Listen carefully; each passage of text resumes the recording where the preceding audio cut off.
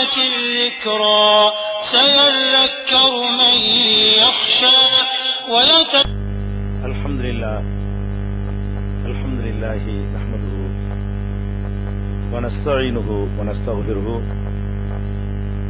ونؤمن به ونتوكل عليه ونعوذ بالله من شرور أنفسنا ومن سيئات أعمالنا من يهده الله فلا مضل له ومن يضلله فلا هادي له وأشهد أن لا إله إلا الله وحده لا شريك له وأشهد أن محمدا عبده ورسوله أما بعد. கண்ணியத்திற்குரிய எல்லாம் வல்ல அல்லாஹ் ஜல்ல ஷானஹு தஆலாவின் நல்லடியார்களே, அல்லாஹுடைய பேரருளால் அவனுடைய மார்க்கத்தை அதன் தூய்மையான வடிவத்திலே அறிந்து கொள்ள வேண்டும் என்பதற்காக நாம் எல்லாம் இங்கே நம்முடைய நேரத்தை ஒதுக்கி குழுமி இருக்கின்றோம். இந்த நிகழ்ச்சி இஸ்லாம் குறித்து பெண்களுக்கு இருக்கின்ற சந்தேகங்களை தெளிவுபடுத்திக் கொள்வதற்காக ஏற்பாடு செய்யப்பட்ட நிகழ்ச்சியாகும். கேள்வி பதில் நிகழ்ச்சியாக இது இருந்தாலும் கேள்வி கேட்கக்கூடியவர்கள் முதலிலே தெரிந்து கொள்ள வேண்டிய ஒரு அடிப்படையை நான் சொல்லிக்கொள்ள விரும்புகிறேன். இஸ்லாமிய மார்க்கத்தை பொறுத்தவரை முஸ்லிம் அறிஞர்களுக்கு மத்தியிலே எந்த ஒரு பிரச்சனை எடுத்துக்கொண்டாலும் மாறுபட்ட பல்வேறு கருத்துக்கள் வெளிப்படுவதை நீங்கள் பார்க்கிறீர்கள். ஒரு மார்க்க அறிஞர் கூடும் என்று சொல்வதை இன்னொரு மார்க்க அறிஞர் கூடாது என்று சொல்கிறார். ஒரு மார்க்க அறிஞர் ஹராம் என்று சொல்வதை இன்னொரு மார்க்க அறிஞர் ஹலால் என்று சொல்கிறார். ஒரு மார்க்க அறிஞர் தீமையான காரியம் என்று சொல்லக்கூடியதை இன்னொரு மார்க்க அறிஞர் நன்மையான காரியம் என்று வாதிடுகிறார். இப்படி மார்க்க அறிஞர்கள் முரண்பட்ட பல கருத்துக்களை சொல்லும் பொழுது நம்மிடையே ஒரு குழப்பம் ஏற்படுகிறது. நாம் எதை ஏற்றுக்கொள்வது? இந்த அறிஞர் சொல்வதை ஏற்றுக்கொள்வதா, அந்த அறிஞர் சொல்வதை ஏற்றுக்கொள்வதா, இந்த ஜமாஅத்து சொல்வதை ஏற்றுக்கொள்வதா, அல்லது அந்த ஜமாஅத்து சொல்வதை ஏற்றுக்கொள்வதா என்றெல்லாம் நமக்கு ஒரு பெரிய குழப்பம் ஏற்படும்.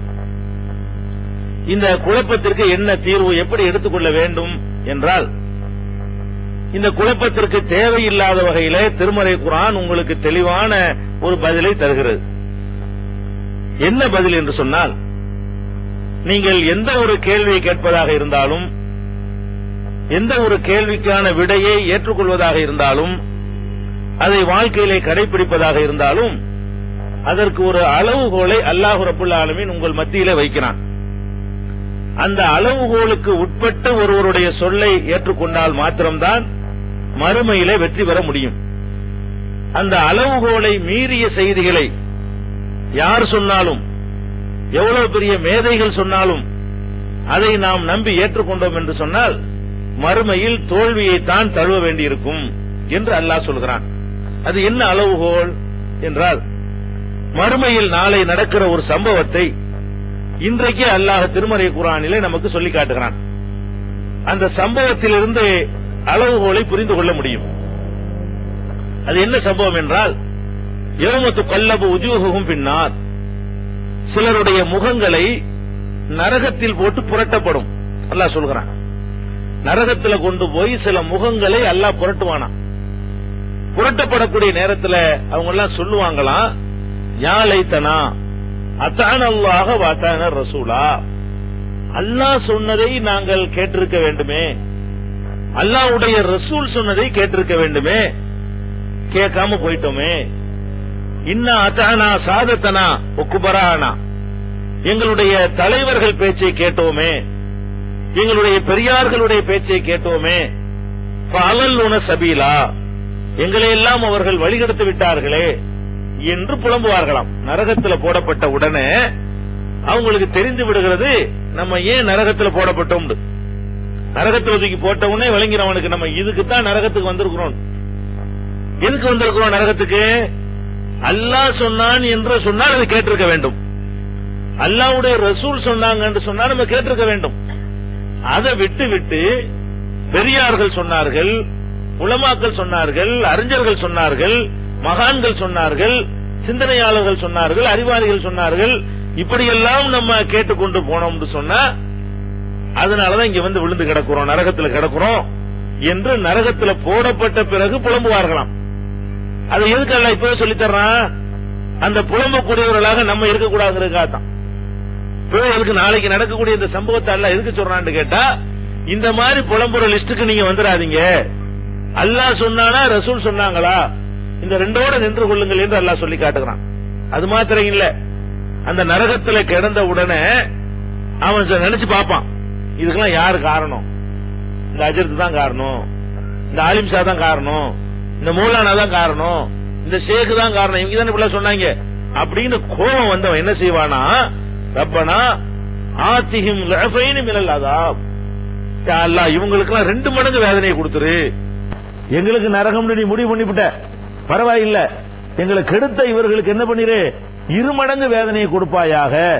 வல் அன்ஹும் லஅனன் கபீரா, கடுமையான முறையில் இவங்களை வந்து சபிப்பாயாக என்று நரகத்தில் போடப்பட்டவர்கள் புலம்புவார்கள் என்று அல்லாஹ் சொல்லி காட்டுகிறான். அப்ப மார்க்கம் என்று ஒரு செய்தி உங்களுக்கு சொல்லப்படுமையானால் யார் சொன்னாலும் கேளுங்கள். எப்ப கேட்க வேண்டும் என்றால் அவர் சொல்வதற்கு குர்ஆனில் இருந்து ஆதாரத்தை காட்டியிருக்க வேண்டும், அப்பதான் நீங்க ஏற்றுக்கொள்ள வேண்டும். அவர் சொல்வதற்கு நபிகள் நாயகம் ஸல்லல்லாஹு அலைஹி வஸல்லமுடைய ஹதீஸை ஆதாரமாக காட்டியிருக்க வேண்டும். நபிகள் நாயகம் சொன்னார்கள், நபிகள் நாயகம் செய்தார்கள், நபிகள் நாயகம் அங்கீகரித்தார்கள் என்பது போன்ற சான்றுகளோடு உங்களுக்கு அவர்கள் சொல்லி இருப்பார்களானால் அதை நீங்கள் ஏற்றுக்கொள்ளலாம். ஏன்னா குர்ஆனில் உள்ளது எடுத்து சொல்றோம், நாங்க சொல்றது நீங்க கேட்க கூடாது. நாங்க உங்களுக்கு சொல்றோம், நாங்களா எங்க இஷ்டத்துக்கு சொல்றோம், கற்பனை செய்து சொல்றோம், கையில மடியில போட்டு சொல்றோம், ஏற்றுக்கொள்ள கூடாது. நாங்கள் சொல்லுகிற ஒரு செய்தியாக இருந்தால் அது நீங்க பார்க்கணும், இந்த செய்திக்கு ஆதாரம் கொடுத்தாங்களா, குர்ஆன் வசனத்தை வைத்து சொன்னார்களா, நபிகள் நாயகத்தினுடைய ஹதீஸை வச்சு சொன்னாங்களா, அவங்களா சொன்னாங்களா. எந்த ஒரு ஆலிம் சொன்னாலும் நீங்க ஏத்துக்கிறங்க. எப்ப ஏற்றுக்கொள்ள வேண்டும் என்றால் அவர் சொல்வதற்கு குர்ஆன் ஆதாரம் இருக்க வேண்டும், அவர் சொல்வதற்கு நபிகள் நாயகம் ஸல்லல்லாஹு அலைஹி வஸல்லமுடைய ஹதீஸ் ஆதாரம் இருக்க வேண்டும். இந்த 2 அடிப்படையில் சொல்லப்பட்ட